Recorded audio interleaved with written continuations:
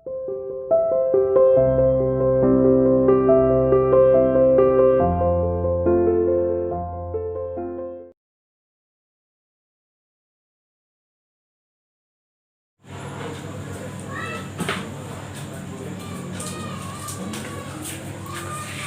everyone, welcome to CR International Online Classes. How are you beta?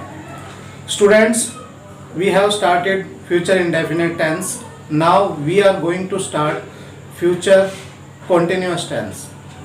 बेटा future indefinite tense हम start कर चुके हैं, कर भी लिया है हमने कंप्लीट. आज हम फ्यूचर कॉन्टिन्यूअस टेंस करेंगे.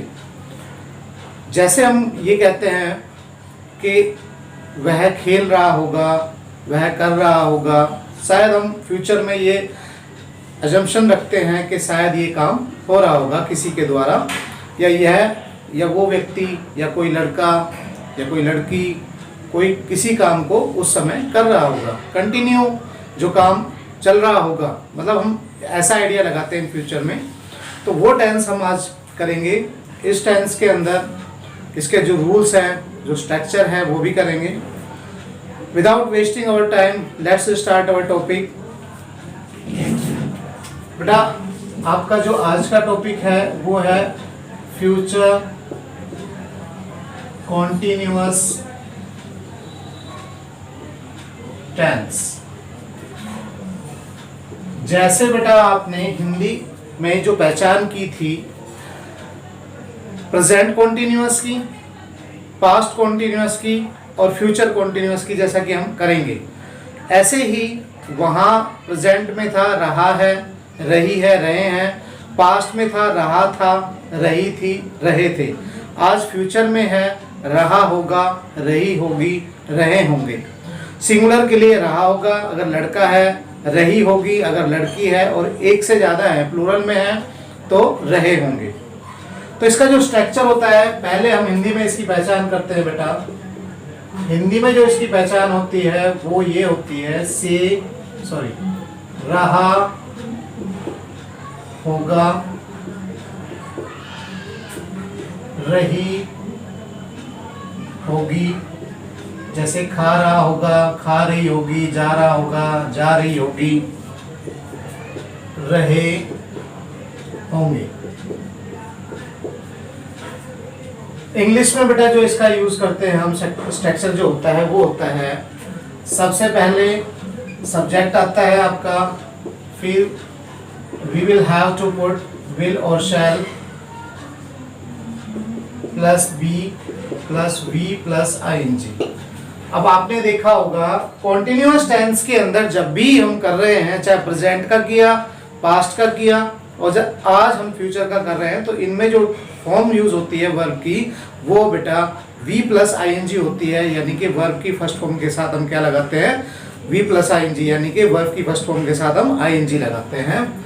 उसके बाद बेटा हमारा आ जाता है ऑब्जेक्ट. ये हमारा स्ट्रक्चर है. स्ट्रक्चर को माइंड के अंदर रखना है ताकि आप translation English Hindi to English में कर सकें, और इंग्लिश में कोई लाइन है तो उसको आप ट्रांसलेशन हिंदी में भी कर सके, उसको पहचान सके. बेटा इसका एग्जाम्पल है, वह फिल्म देख रहा होगा. रहा होगा, रही होगी, रहे होंगे. सबसे पहले बेटा आता है आपका सब्जेक्ट, फिर आता है विल और शैल. देखो मैं आपको बता चुका हूं कि आई और वी के साथ हम क्या यूज करते हैं, सेल, और बाकी जितने भी सब्जेक्ट आते हैं उनके साथ हम क्या यूज करेंगे, will. You have already learned about that done yesterday's video. आपने पिछली वीडियो के अंदर आपने देखा, उसमें समझा भी विल और शैल का यूज. अब यहाँ पर बेटा हमारा सब्जेक्ट है वह, तो हम लगाएंगे ही. उसके बाद हम विल और शैल लगाएंगे. आप जानते हैं कि हम क्या यूज कर रहे हैं, विल. विल बी देखना होता है बेटा, वॉच, टीवी पर कोई चीज देखना, स्क्रीन पर कोई चीज देखना, वॉचिंग होता है, वॉच होता है. तो यहाँ पर हम आईएनजी यूज कर रहे हैं, वर्ब की फॉर्म यूज कर रहे हैं. क्या कर रहा है, वॉचिंग. क्या क्या हो रही है वॉचिंग, यानी कि क्या देख रहा है वो, movie. He will be watching movie, ये हमारा हो गया। अब बेटा नेगेटिव में हम जो यूज करेंगे, नेगेटिव के अंदर भी हमें क्या करना है, इसके अंदर नोट लगा देना है। वो नोट कहाँ पर आएगा वो आपको देखना है। नोट के लिए ध्यान रखना, कई बच्चे इसके बाद लगा देते हैं, इसके बाद लगा देते हैं। हम बेटा जैसा हमने विल और शैल के बाद लगाया था, इसमें भी हम क्या लगाएंगे, विल और शैल के बाद ही लगाएंगे हैं। तो फ्यूचर में बेटा हम कर रहे हैं परफेक्ट टेंस। कर चुका होगा, वह तो खाना खा चुका होगा, वे मैच जीत चुके होंगे, हम बाजार जा चुके होंगे। मतलब ये हमारा जो लास्ट में आता है, इसका जो रूल है, इसका हिंदी में जो पहचान है वो है चुका होगा, चुकी होगी, चुके होंगे। फॉर हिंदी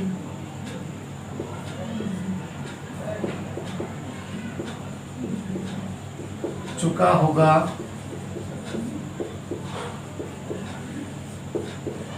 चुकी होगी, चुके होंगे। तो बेटा हमने प्रेजेंट और पास्ट में भी ऐसे ही किए हैं। उसमें था चुका है, चुकी है, चुके हैं, और यहाँ पर पास्ट में था चुका था, चुके थे, चुकी थी, और यहाँ पर है चुका होगा, चुकी होगी। आगे की आएगा इसमें फ्यूचर का, जैसे टेंस है तो आने वाले टाइम का जो हम करेंगे, करने वाले होंगे, जो कोई भी करने वाला होगा, जो काम होगा आगे वो होगा। स्ट्रक्चर है इंग्लिश के अंदर इसका बेटा, सब्जेक्ट तो कंपल्सरी है, विल और शैल भी इसमें आपने देखा, इंडेफिनेट में भी था, कॉन्टिन्यूअस में भी था, अब आपका परफेक्ट में भी है। तो इसमें आपका यूज होगा हैव। उसके बाद आप जानते हैं कि हैज और हैव के साथ हम थर्ड फॉर्म लगाते हैं, यहाँ पर भी हमारा थर्ड फॉर्म लगाते हैं। देन आ जाता है हमारा object.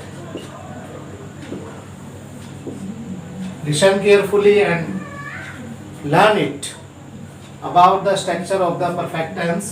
Subject will, shall, have plus be third then object. Will shall का यूज फिर वही बात आती है कि आपकी will और shall जो हम बता चुके हैं अच्छे से आपको, फर्स्ट जो हमारा इंडेफिनिट टेंस है उसमें हमने क्लियर कर दिया था। अब ये आपको आगे कंटिन्यू वैसे ही करना है। will और shall का यूज वैसे ही करना है, कहाँ चेंज होगा वो भी बता दिया था हमने। इसका जो एग्जाम्पल होगा वो ये होगा, कोई भी हम एग्जाम्पल लिख सकते हैं। सचिन मैच खेल चुका होगा, हम बाजार जा चुके होंगे। We shall have gone to market. We shall have gone to market. Sachin will have played the match. ऐसे ही हम कितने ही एग्जाम्पल बना सकते हैं बेटा। We shall have gone to market, we के अकॉर्डिंगली हमने क्या लगाया, shall लगाया, ये हमारा हो गया। अब बेटा इसको ही हम नेगेटिव में करेंगे। नेगेटिव में हम कहाँ पर नोट लगा देंगे, यहाँ पर, यानी कि हैव से पहले और शैल के बाद या विल के बाद हम लगाते हैं नोट नेगेटिव के लिए। Sachin will not have played the match, ये हमारे नेगेटिव के हैं। इंट्रोगेटिव के ये जो विल और शैल है बेटा वो आगे लग जाएगा। इसमें क्या करना है आपको, विल और शैल सबसे फर्स्ट में लगाना है। Then you will have to put subject, after that have, then V third, then object, then question mark. Will और शैल हमने स्टार्टिंग में लगा दिया, सब्जेक्ट लगा दिया, have, V third, then object. अब बेटा इसका जो एग्जाम्पल है वो हम लिखेंगे, will you have won the first prize। अब देखो यू के साथ हमने क्या लगाया है, विल। स्ट्रक्चर को ध्यान से देखना, विल यूज किया, सब्जेक्ट यूज किया, हैव यूज किया, थर्ड फॉर्म और देन ऑब्जेक्ट। ये हमारा आ गया इंट्रोगेटिव का। तो बेटा नेगेटिव का आपने देखा, इंट्रोगेटिव का देखा, अफर्मेटिव का देखा।